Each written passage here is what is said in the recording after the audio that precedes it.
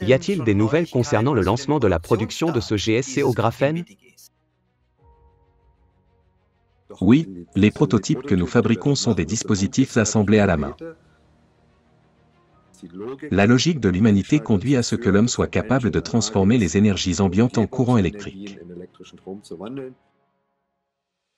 Si cette technologie est soutenue politiquement, dans 20 ans, lorsque nous reviendrons, nous pourrions voir ces dispositifs dans chaque foyer. Nous avons ces bourrasques qui détruisent les éoliennes. Les grêlons détruisent l'énergie solaire. Et quelle est l'importance ici de mettre en avant précisément les GSC qui ne sont justement pas touchés par ces aléas climatiques? On ne crée pas seulement une autonomie et une autarcie, on a aussi une sécurité. Avec chaque Power Cube, avec chaque GSC, j'ai immédiatement de l'électricité. Et si l'on comprend que, dans les 20 prochaines années, la demande énergétique mondiale va doubler. Bonjour, cher Holger. Notre équipe est heureuse de t'accueillir à nouveau parmi nous. Je suis également très heureux de pouvoir contribuer à ce sujet aujourd'hui. Oui, Holger, ce n'est pas la première interview que nous enregistrons ensemble. Et nous sommes toujours très heureux de ces nouvelles occasions de communiquer avec vous. En ce moment, notre équipe du Kaléidoscope des faits se prépare à publier le film Générateur sans combustible, l'énergie d'une société libre, dans lequel nous voulons souligner l'importance pour l'humanité entière de passer à l'énergie sans combustible dans un avenir proche. Face aux catastrophes climatiques croissantes, cela devient une solution vitale pour notre société. Et dans ce contexte, j'aimerais vous poser quelques questions. Je suis ravi de répondre, car c'est exactement le sujet. Nous avons vu ce qui s'est passé récemment en Espagne, il y a seulement une semaine à Valence. Des dizaines de milliers de personnes se retrouvent sans électricité. Sans électricité, sans énergie, rien ne fonctionne dans notre société. Et cela ne fera qu'empirer dans les prochaines années et décennies. La demande énergétique mondiale augmente rapidement, et nous pouvons contribuer modestement à résoudre ce problème. Holger, comment le lobby énergétique mondial a-t-il réagi à votre souhait d'offrir aux gens une source inépuisable d'énergie propre? Eh bien, je pense qu'au début, on nous a beaucoup ridiculisés. C'est que tout ce sujet a été, un peu rejeté. Nous avons choisi un nom très provocateur, neutrino énergie. Cela a conduit les gens à dire que quelqu'un voulait capturer les neutrinos. Cela nous a fait du bien, car cette controverse, c'est-à-dire le fait que les gens aient quasiment rejeté le sujet et les tourné en dérision, a également permis d'attirer l'attention sur le sujet. Nous avons alors fait différentes démonstrations, où plusieurs de nos professeurs ont montré différentes applications. Cela a conduit les gens à dire qu'il devait s'agir d'une batterie. Et bien sûr, le problème est que l'on ne voit pas l'électricité, mais seulement l'effet de l'électricité. Et avec notre technologie, nous sommes dans un micro-monde ou dans un monde quantique. Et l'œil humain ne peut pas saisir directement ces choses. Par exemple, quand vous voyez une éolienne tourner, et que le générateur est activé, c'est relativement facile à comprendre. Mais nous travaillons dans ce microcosme, et bien souvent, les gens voient les effets mais ne les comprennent pas. J'ai vu, dans les laboratoires et lors de diverses présentations, des gens chercher des câbles sous la table, car ils ne comprenaient tout simplement pas comment cela fonctionnait. Et à un moment donné, nous sommes passés du sujet, de la présentation et de la démonstration à une explication du fonctionnement de la technologie. C'était une étape très importante, car le terme neutrino restait toujours présent. Cela impliquait l'idée que nous voulions capturer les neutrinos. Mais les neutrinos traversent tout, et c'est une bonne chose qu'ils traversent tout, car cela fait partie intégrante de ce qui constitue notre technologie. Parce que les neutrinos traversent tout, cela nous permet de travailler dans la troisième dimension. Cela signifie que nous pouvons travailler dans l'obscurité totale, en plusieurs couches, et même sous terre, car les neutrinos passent à travers tout.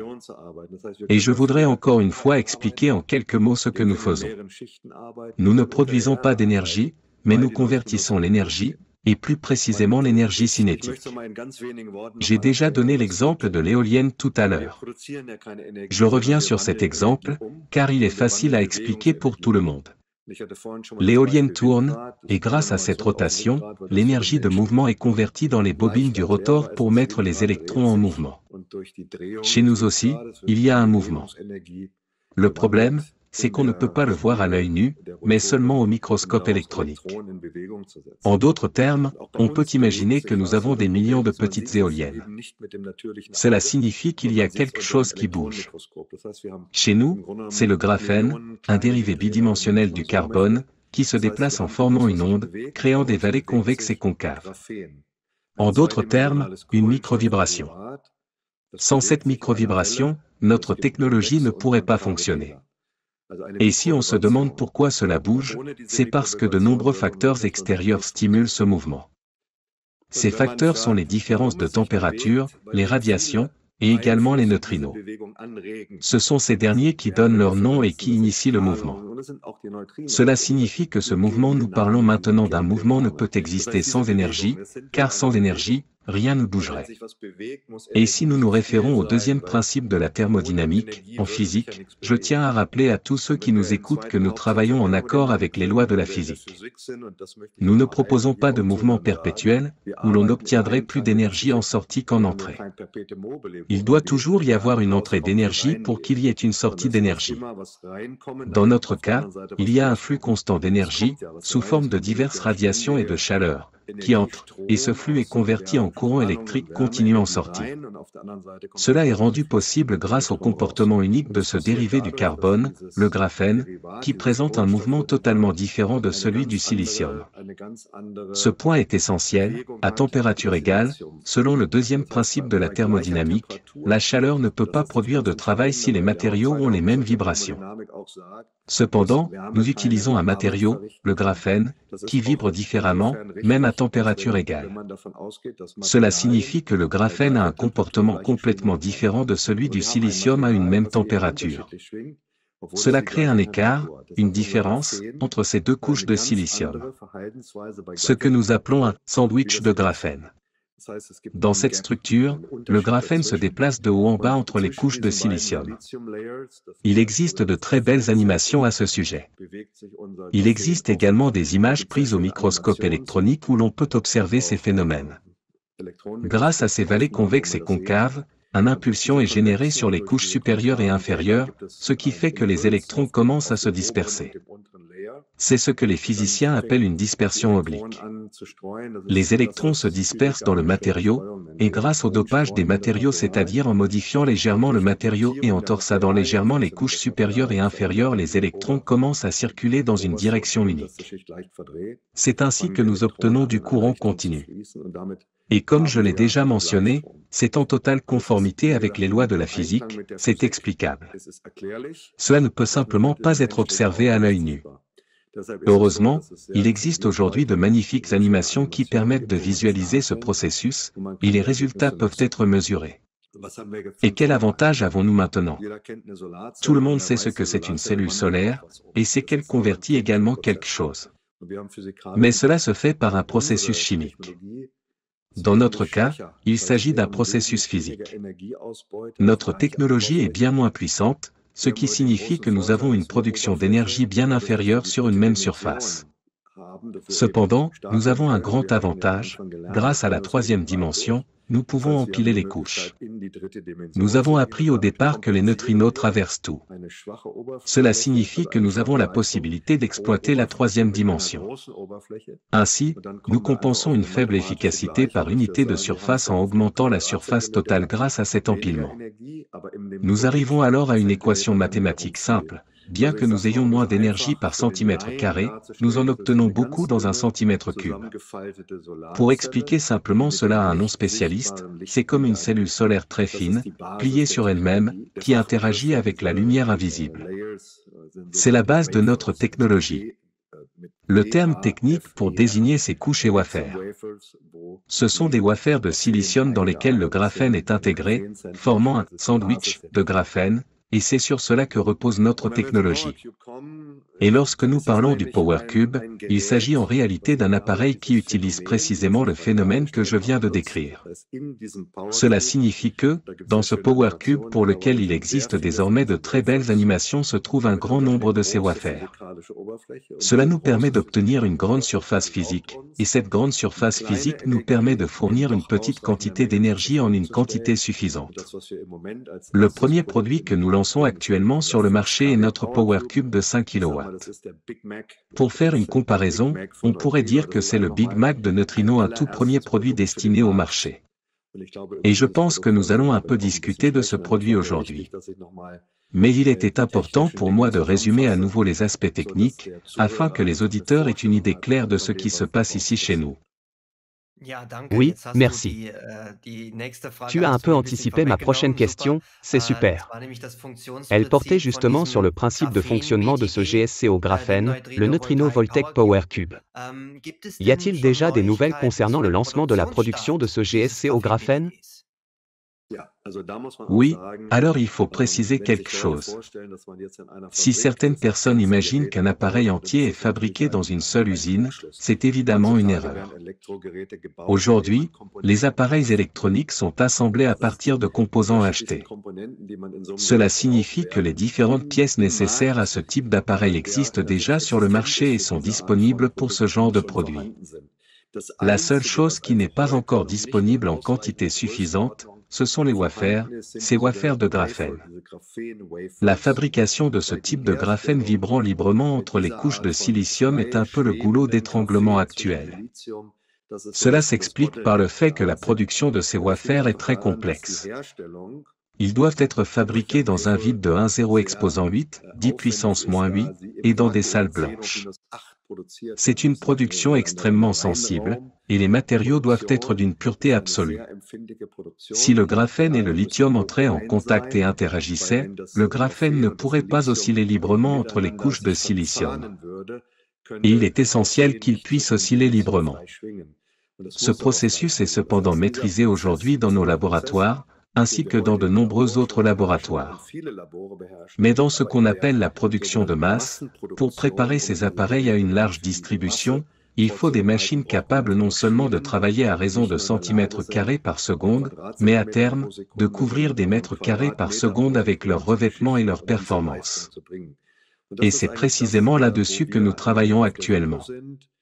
Nous avons trouvé des opportunités dans la région d'Asie du Sud-Est. Cela signifie qu'il existe des entreprises qui ne peuvent pas directement construire les PowerCubes, mais qui sont capables de produire pour nous ces wafers, car les wafers constituent la base de notre technologie.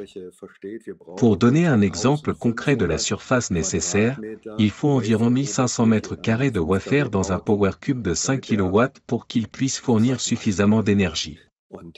Il est donc crucial de garantir d'abord une qualité élevée, puis une production à grande échelle.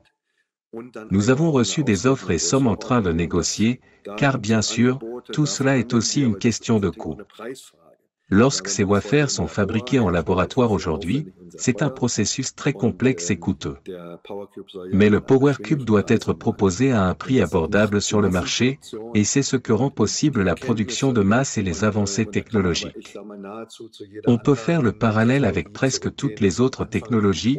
Au début, les prototypes et les premiers modèles d'essai ou de laboratoire sont incroyablement chers, car tout est fabriqué à la main. Mais plus les processus sont compris et optimisés, plus les coûts diminuent. Et ce sont des éléments qui me font dire que, selon moi, nous serons peut-être en mesure de passer à une véritable production en série d'ici fin 2026 ou 2027. Par production en série, je ne parle pas de quelques centaines d'unités, mais plutôt de dizaines de milliers, voire de centaines de milliers de ces cubes. Et cela ne signifie pas que nous les produirons nous-mêmes, nous en serions incapables, mais que nous avons des producteurs industriels capables de fabriquer les composants nécessaires, lesquels seront ensuite simplement assemblés pour créer le cube final. D'accord. Nous savons ce qui était prévu, ou du moins ce qui avait été planifié, commencer la production de GSC en Corée d'ici la fin de cette année. Je pense que cela n'a pas été réalisé. Ou bien ces prototypes ont-ils déjà commencé à être fabriqués en Corée? Oui, les prototypes que nous fabriquons là-bas sont des appareils faits à la main. Ces appareils faits à la main n'ont pas encore l'apparence finale que l'on pourrait attendre aujourd'hui. Cela signifie qu'ils doivent également être retravaillés. Pour donner un exemple très simple, un réfrigérateur. D'un côté, vous avez la technologie qui explique pourquoi le réfrigérateur refroidit. De l'autre côté, vous avez le réfrigérateur tel que la ménagère le connaît, avec un beau design, chromé ou blanc, et toutes les fonctionnalités intégrées. C'est exactement de cette façon qu'il faut comprendre nos Power Cubes. La technologie existe et elle fonctionne, mais elle est encore fabriquée en laboratoire, ce qui est un processus très complexe. Et les partenaires qui travaillent sur ce projet en Corée du Sud sont très fiables. La prochaine étape consiste à passer à ce qu'on appelle une petite série, c'est-à-dire une petite production en série. Nous avons déjà préparé cette petite série, qui est maintenant prête à entrer en phase de test. Cependant, je ne souhaite rien confirmer pour le moment. Je prévois un voyage en Corée du Sud plus tard cette année. Sur place, je vais tout examiner personnellement, et nous déciderons alors du moment où les appareils de test seront prêts pour ce que nous appelons un test sur le terrain. Ces appareils de test fonctionneront dans des ménages pendant une période de 3 à 6 mois. Pendant ce temps, le développement continuera en parallèle. Oui, c'était justement ma prochaine question, Holger. Quelles sont les dernières nouvelles concernant le test sur le terrain? Je pense que vous y avez répondu. Cela signifie donc que, lorsque vous reviendrez de Corée du Sud, vous aurez de nouvelles informations concernant le moment où le test sur le terrain débutera enfin en Autriche. Oui, tout à fait. Nous sommes toujours confrontés à des difficultés en raison du conflit en Ukraine. Au cours des 2 dernières années, il a été impossible de réaliser beaucoup de choses selon les plans préétablis, car nous travaillons dans une équipe internationale. Nous collaborons avec des physiciens et des ingénieurs venant de Russie, d'Inde, de Chine, des États-Unis et d'autres pays. Cependant, cette situation politique a malheureusement eu un impact significatif sur nos liens scientifiques. Il est soudain devenu impossible de travailler avec d'excellents chercheurs et universités avec lesquels nous collaborions auparavant, à cause de cette situation. Les entreprises opérant à l'échelle mondiale ont également été fortement affectées. Je devine déjà les questions qui seront abordées aujourd'hui et je voudrais y répondre. Ce type d'obstacle dans la recherche et le développement a bien sûr un impact sur les entreprises et les délais de mise sur le marché. D'un autre côté, je dis toujours à mon équipe, peu importe quand cet appareil sera lancé sur le marché, nous savons exactement comment le produire. Nous avons les plans, les prototypes et les modèles prêts. Et lorsque cet appareil sera lancé, il apportera un réel bénéfice à la société. Et j'ai grandi en Allemagne, je suis également né en Allemagne. Mon père était physicien nucléaire allemand, et mon grand-père était ingénieur allemand. Nous avons naturellement une vision claire de ce que doit être un minimum de qualité pour ces appareils. Ils doivent fonctionner pendant au moins 15 à 20 ans. C'est pourquoi il est préférable de consacrer encore quelques mois au test avant de lancer un produit sur le marché et de le vendre aux gens alors qu'il ne répond pas à leurs attentes. Il vaut mieux prendre son temps. Cela pourrait bien sûr entraîner des critiques. Nous disons donc que nous savons comment cela fonctionne. Nous préférons tester encore un peu, puis proposer quelque chose de vraiment exceptionnel. Cela montre clairement, pour moi, que les concurrents et les représentants d'autres technologies ont bien compris ce que signifie ce type de technologie. Bien sûr, l'énergie des neutrinos ne va pas conquérir le marché énergétique mondial en quelques années. Mais je crois que si l'on comprend qu'il existe déjà aujourd'hui des technologies capables de convertir les énergies environnantes, les fameux harvesters, alors, sur la base de ces harvesters, dans les 10, 20 ou 30 prochaines années, on pourra pratiquement éliminer du réseau tous les appareils électriques qui fonctionnent encore aujourd'hui avec des énergies fossiles et les alimenter de manière autonome. C'est un simple processus de transformation qui commence modestement, mais ce mouvement débute avec les premiers appareils. Je crois que dans 15 ou 20 ans, lorsque cette technologie sera entièrement développée, pleinement comprise et soutenue politiquement, l'humanité verra ces appareils dans chaque foyer. Parce que cela a tout simplement du sens. Cela a tout simplement du sens, d'un point de vue logique, de fournir l'énergie là où elle est nécessaire, au lieu de la produire de manière centralisée pour ensuite la transporter en courant alternatif ou avec de grandes pertes, et la transformer. Il est bien plus logique d'avoir l'énergie disponible à tout moment et partout, là où j'en ai besoin. Et pour cela, j'ai besoin d'une ressource en matière première. Cela signifie que, d'un autre côté, il me faut un outil de travail. Je l'ai expliqué, cet outil de travail est le convertisseur. En allemand, on parle d'un Wandler. Et la deuxième chose est, bien sûr, la ressource. Si nous parlons des énergies fossiles, la ressource est le bois, le pétrole, le charbon ou le gaz. Dans notre cas, la ressource est le rayonnement et la température ambiante.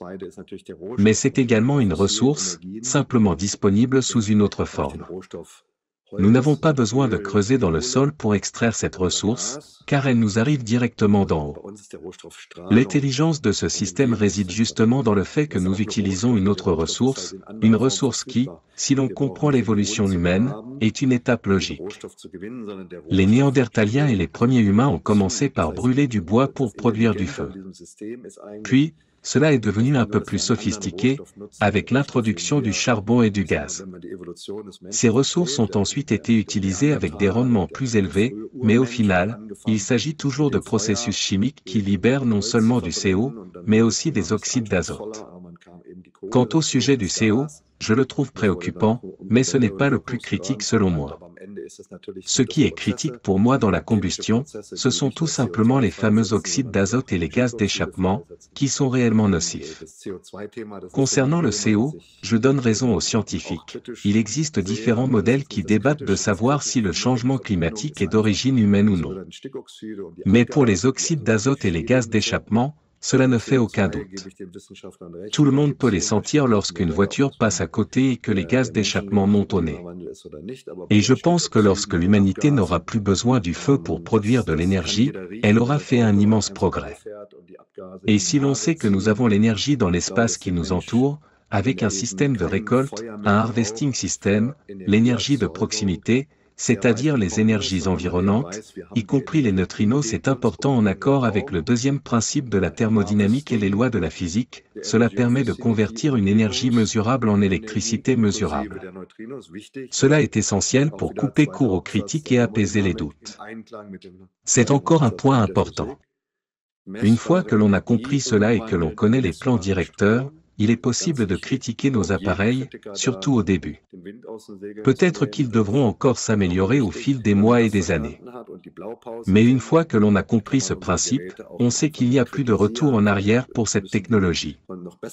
Car, dans la logique du rayonnement existant qui nous entoure, il est évident que ce type de ressource est suffisant pour répondre aux besoins énergétiques mondiaux. Bien sûr, j'ai besoin des appareils pour convertir ce type de ressources. Et cela sera ensuite fait par l'industrie à grande échelle. Nous ne sommes qu'un pionnier. Nous sommes simplement parmi les premiers à le faire. La première voiture qu'on a conduite n'était pas non plus un véhicule de série, ce n'était pas encore un. Ce n'était pas une Golf ou une Mercedes comme on les connaît aujourd'hui. Mais c'était simplement le premier démonstrateur, la première représentation de son fonctionnement. Il faut simplement considérer l'évolution de la technologie et voir comment elle se développera dans les années à venir. Et je vois déjà ce que nos ingénieurs et techniciens calculent et simulent. Le grand avantage, c'est qu'aujourd'hui, nous pouvons utiliser des superordinateurs et l'intelligence artificielle pour effectuer des calculs et des simulations. Cela signifie que, lorsque l'on utilise ces modèles, on sait que ce type d'énergie indépendamment de notre appareil, et peut-être qu'un jour il y en aura d'autres encore plus efficaces, avec un rendement encore plus élevé repose sur une logique inévitable, celle qui permettra à l'humanité de convertir les énergies environnantes en électricité. Cela résout aussi les problèmes actuels liés au système précédent. Et bien sûr, ce n'est pas une tâche qui se réalise en 3 ou 5 ans. Ce serait complètement irréaliste, quand on connaît la consommation énergétique en térawatts de la planète, et les appareils électriques qui ont été développés sur des décennies, voire des siècles, y compris les réseaux. Il faut penser en termes de décennies. Mais si nous pouvons offrir une solution, et c'est ce que nous faisons, nous ne proposons pas des produits qui alimenteront la planète entière, mais une solution que l'industrie et la politique peuvent adapter. Sur cette base, elles pourront développer des solutions qui serviront réellement l'humanité dans les 10, 20, 30 ou 50 prochaines années. Oui, merci, cher Holger. Vous l'avez déjà mentionné, et maintenant je voudrais aussi le partager très clairement avec nos spectateurs. Nous sommes en contact depuis longtemps, et nous avons toujours essayé, vous et moi, de faire avancer les choses, même si nous avons souvent atteint des limites. Pendant un certain temps, nous n'avons même pas pu communiquer. Je connais un peu le contexte de tout ce qui s'est passé, et je voudrais que nos spectateurs comprennent que ce n'est pas un processus simple. Pourquoi dit-on simplement que l'on veut offrir cette technologie à l'humanité? Quels obstacles votre entreprise rencontre-t-elle ici? Quels défis avez-vous dû affronter dans le passé, et comment avez-vous été compromis ou confronté à ces difficultés? Les difficultés ont été diverses. Au début, nous avons été tournés en ridicule. Nous n'avions pas, à l'époque, de grand soutien ou de PowerHub. Nous avions seulement de tout petits échantillons de laboratoire, de quelques centimètres, issus de cette technologie. Ces échantillons ont produit des résultats, et moi, enthousiaste à l'époque, j'ai parlé de ces résultats. J'ai basé mes calculs sur la théorie et les mathématiques, en démontrant que cela suffisait. J'ai alors fondé ma première entreprise sur cette base et je suis allé très tôt dans le domaine public. À l'époque, les neutrinos étaient considérés comme des particules fantômes, sans masse, sans interaction. On considérait l'espace comme vide. Autour de nous, il n'y a rien, on ne voit rien non plus. Et là où il n'y a rien, rien ne peut venir.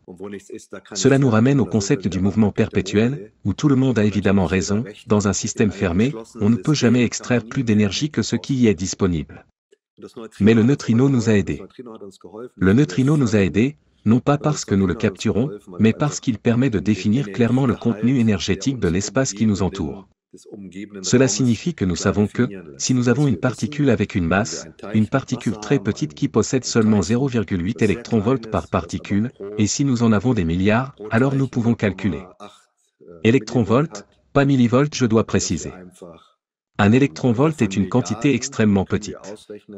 Mais avec 60 milliards de particules, nous savons exactement quelle quantité d'énergie environnante nous avons par centimètre carré. C'est établi, c'est validé, et il existe tous les articles scientifiques correspondants. Et ensuite, il y avait le deuxième point, qui était la partie délicate, j'avais besoin de ce convertisseur. Et ici, cela concerne uniquement les neutrinos solaires. À cela s'ajoutent les autres composantes. Cela signifie qu'il s'agit avant tout d'une constatation physique et technique concernant l'énergie environnante. Beaucoup se demandent toujours, d'où vient cette énergie? L'énergie provient du spectre de rayonnement qui nous entoure. Et ce convertisseur que nous avions au début, c'était juste un petit morceau de film. D'où l'affirmation selon laquelle nous attrapons des neutrinos avec ce film. Ensuite, des professeurs ont été sollicités pour dire « on ne peut pas capturer les neutrinos, c'est extrêmement difficile, même avec de grands réservoirs d'eau ». Il y a vraiment des gens qui essaient de capturer les neutrinos, comme dans le Super Kamiokande avec de grandes expériences. Mais ce n'est justement pas ce que nous faisons. Nous laissons les neutrinos traverser. Ils donnent une impulsion, comme une petite balle de ping-pong qui donne un tout petit coup à une boule de bowling. Le terme technique correct est « nucleoscattering », une diffusion de nucléons. Ensuite, le neutrino continue son chemin, il traverse, et c'est très bien ainsi. Cependant, le nom « neutrino » a suscité des critiques. Je m'en souviens encore très bien. Quand nous avons parlé pour la première fois de l'énergie des neutrinos à 2 ou 3 professeurs ont été sollicités, et ils ont très sérieusement, et à juste titre, déclaré, les neutrinos, on ne peut pas les capturer. Et quand quelqu'un montre ensuite un morceau de métal en disant que cela fonctionne, ils ont répondu, non, ce n'est pas possible. Ce n'est pas possible. Personne n'a posé la question, mais que se passe-t-il exactement avec ce métal? Pourquoi cela fonctionne-t-il? Quel est le système qui se cache derrière? Nous avons vraiment eu des difficultés à sortir de cette situation de « ah ». Heureusement, il y a eu ensuite le prix Nobel de physique. Les propriétés de masse. Les propriétés de masse des neutrinos étaient importantes uniquement dans ce contexte. C'est pourquoi je tiens à adresser un grand merci aux physiciens fondamentaux, qui ont relativement peu à voir avec notre technologie, mais qui ont au moins fourni une preuve et c'était crucial. Cette preuve était importante car tout doit être en accord avec le deuxième principe de la thermodynamique. Nous avons besoin de l'énergie, et celle-ci a été définie de manière claire grâce au postulat et à la définition précise des neutrinos. Nous savons que cette forme d'énergie, cette quantité d'énergie, est bien présente. La prochaine étape concernait l'interaction, c'est-à-dire les interactions en dehors du modèle standard. Puis, les premières universités ont commencé à prouver que les neutrinos, effectivement, interagissent bel et bien grâce à leur masse. Et cela était également important, car cela nous a au moins donné le droit d'utiliser ce nom. Les neutrinos sont une sorte de marque déposée. Si je dis que le café est dans l'eau, je veux évidemment que le café que je bois et qui s'appelle café, contient aussi un peu de café. Bien sûr, il y a beaucoup d'eau dedans comme dirait un chimiste, il y a beaucoup de HO dans votre café. Mais ça s'appelle café quand même. C'est peut-être une bonne analogie, notre énergie neutrinique s'appelle énergie neutrinique, parce que les neutrinos interagissent effectivement, et parce qu'une partie de l'énergie provient justement de la diffusion nucléaire provoquée par les neutrinos. Et cela était absolument crucial. À cette époque, lorsque nous avons commencé à travailler sur ce sujet, nous avons été confrontés à une vague de dénonciations. Il y avait une quantité énorme de critiques, et franchement, beaucoup étaient complètement absurdes. Mais c'est ainsi, il y a eu un nombre considérable de plaintes pénales déposées contre nous. Imaginez, avec ce que nous faisions, nous sommes devenus une sorte de jeu pour la justice.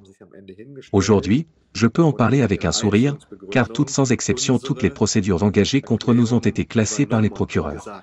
Même les procureurs, à la fin, ont repris nos explications dans leurs décisions de classement et ont déclaré « Maintenant, nous avons compris ». Cela signifie que ce que nous faisons est quelque chose de totalement légitime. Nous essayons de développer cette technologie, nous avons une base physique, nous avons des brevets, des marques, et nous avons investi du capital. J'ai principalement utilisé mon capital privé, celui de ma famille et le mien, et à un moment donné, nous sommes passés à un financement en placement privé.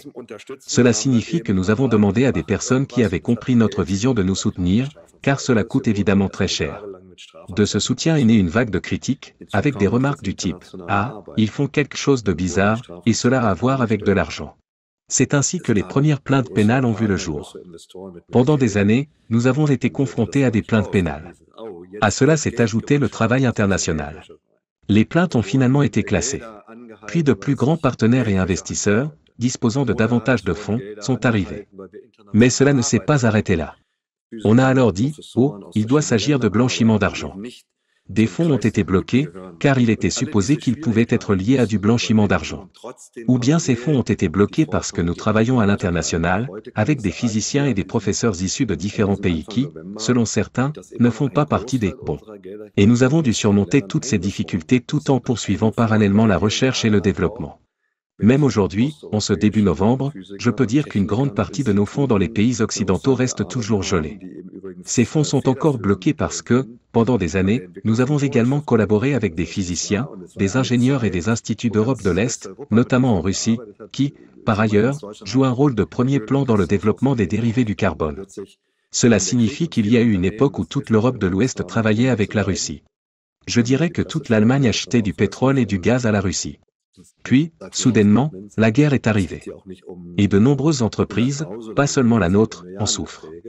Si l'on regarde la presse, j'ai d'ailleurs publié des déclarations explicatives à ce sujet. Il ne s'agit pas ici de centaines de milliers ou de millions, mais de montants se chiffrant en milliards, qui sont retenus et bloqués, bien qu'ils nous appartiennent. Ces fonds figurent dans notre bilan, ils proviennent de licences et d'actions que nous avons obtenues. Malgré tout, nous avons tenu bon et continué. Nous avons poursuivi nos travaux dans des conditions difficiles, et nous continuerons. Mais aujourd'hui, nous sommes arrivés à un point comme je l'ai mentionné la dernière fois, et cela a souvent été repris où on ne peut plus arrêter ce processus. Aujourd'hui, il faut reconnaître que la société, le public, a compris comment fonctionne cette technologie. Et, pour le dire un peu sarcastiquement, même si l'on cherchait encore à nous éteindre, ou à nous éliminer en tant qu'entreprise, ce savoir est déjà dans le monde. Nous avons offert cette avancée au monde. Cela signifie qu'avec ces connaissances, le monde peut mettre en œuvre cette technologie. Que ce soit nous qui construisions les Power Cubes maintenant ou que quelqu'un d'autre le fasse à l'avenir, les plans et les connaissances nécessaires sont désormais accessibles. Nous avons bien sûr publié des brevets.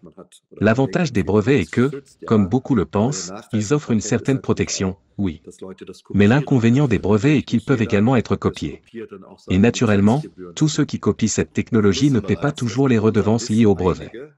Et nous savons déjà que certaines personnes utilisent nos connaissances et travaillent sur cette base. C'est précisément pour cela que les brevets existent. Les brevets servent à révéler ces connaissances et à encourager les gens à s'appuyer sur elles pour développer de nouvelles idées. C'est la raison fondamentale des brevets, stimuler l'innovation et protéger les connaissances. Un brevet, cependant, n'est valable que jusqu'au jour où ces connaissances sont actualisées. Et ces connaissances sont enrichies grâce à des extensions continues des brevets. Ainsi, aujourd'hui, n'importe qui peut consulter la description d'un brevet. Et si cette personne est un peu ingénieuse, elle peut copier relativement facilement les connaissances que nous avons développées sur une décennie ou plus avec, comme je le dis souvent, du sang, de la sueur, beaucoup d'amour et d'argent. Mais cela ne nous dérange pas. Je crois sincèrement que c'était une partie de notre devoir envers la société de rendre ces connaissances accessibles. Oui, merci pour toutes ces informations. Cela montrera également aux gens que des technologies aussi précieuses sont confrontées à de nombreux problèmes. Je pense qu'il est aussi important, Holger, que nous parlions du rôle de ces GSC, c'est-à-dire non seulement de la neutrino-voltaïque, mais aussi de ces collecteurs d'énergie provenant du spectre de rayonnement invisible, dans la résolution des problèmes climatiques et dans le soutien des pays concernés. Tu as déjà mentionné l'Espagne tout à l'heure. Quelle est, selon toi, l'importance de cette technologie pour l'humanité ?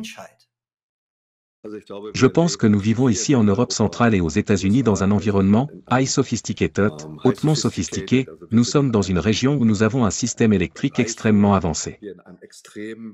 Mais ce système est également établi, car dans chaque foyer, il y a de nombreux appareils électriques, des téléviseurs, des réfrigérateurs, et tout ce qui va avec.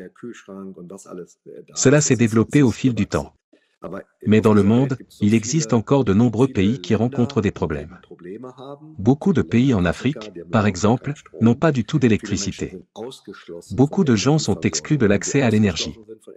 S'ils sont exclus de l'accès à l'énergie, ils sont également exclus de l'éducation et du développement. Et cela représente un énorme problème. Lorsque l'on comprend également que, dans les 20 prochaines années, la demande énergétique mondiale va doubler, on réalise logiquement qu'il était essentiel d'inventer quelque chose de nouveau capable de répondre à ces besoins en termes de quantité. Il ne s'agit évidemment pas de produire seulement quelques GSC, ou même quelques millions de GSC, ou de Power Cube, cela ne suffirait pas. L'objectif est de transmettre ce savoir à l'humanité pour, et là je reviens au point précédent, ne pas se limiter à des appareils de 5 kW. Ces appareils peuvent être beaucoup plus petits. Un jour, ils pourront même être intégrés directement dans chaque appareil électronique. Cela signifie qu'ils pourront être intégrés dans un téléphone portable, avec une électronique capable de convertir directement l'énergie.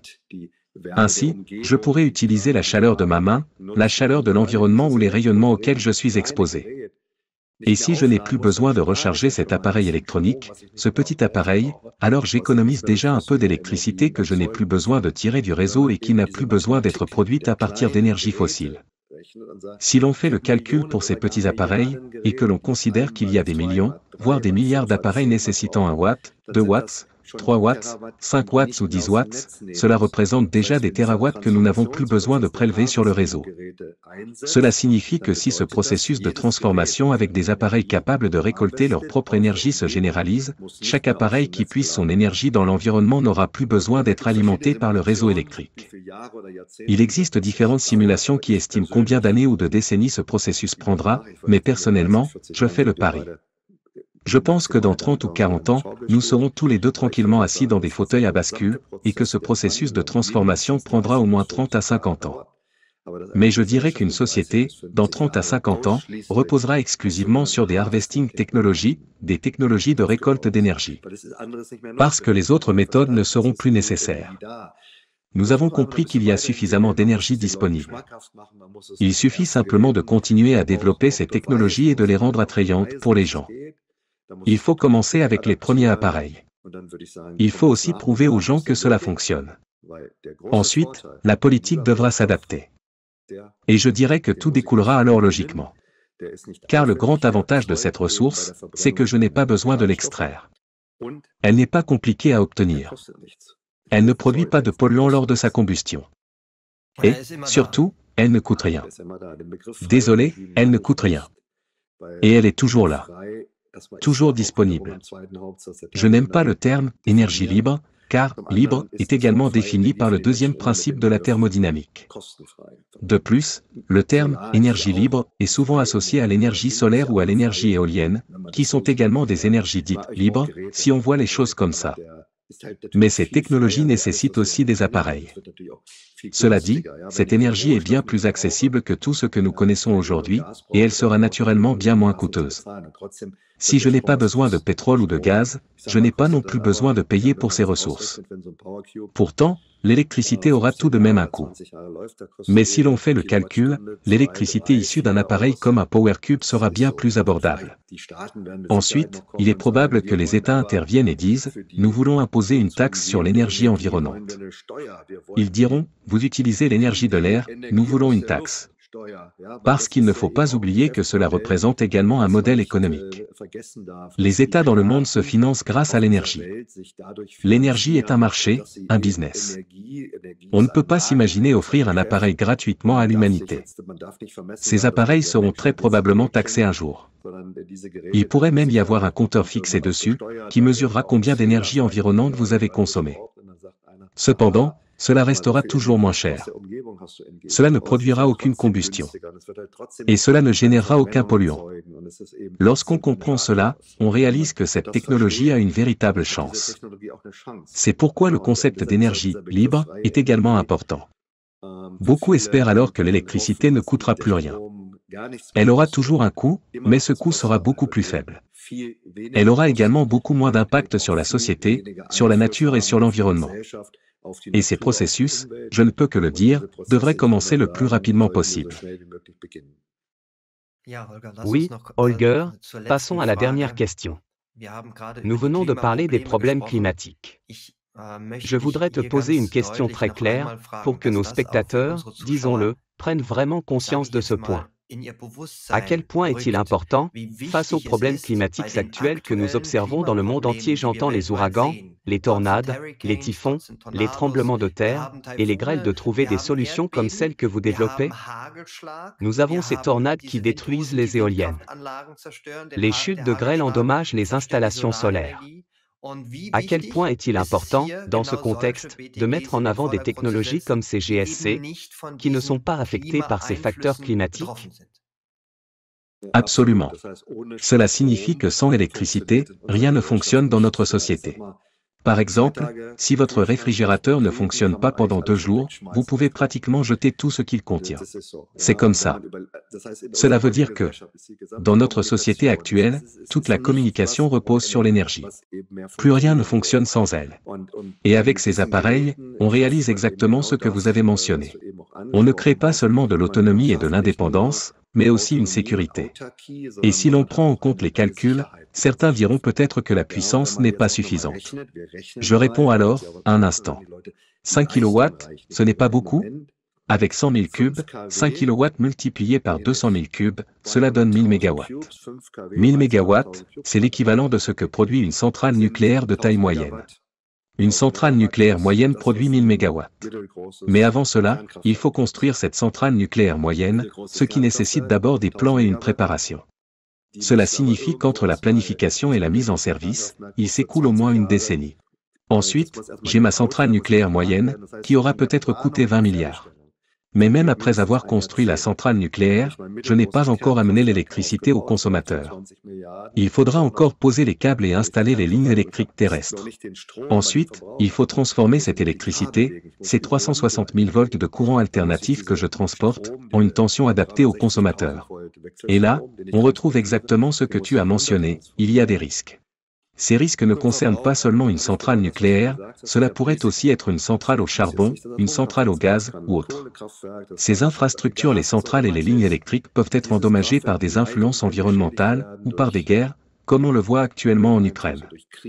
Cela signifie que toute l'infrastructure d'importance critique devient vulnérable aux attaques. Des installations telles que les transformateurs et les centrales électriques sont endommagées, ce qui provoque des coupures de courant chez les gens.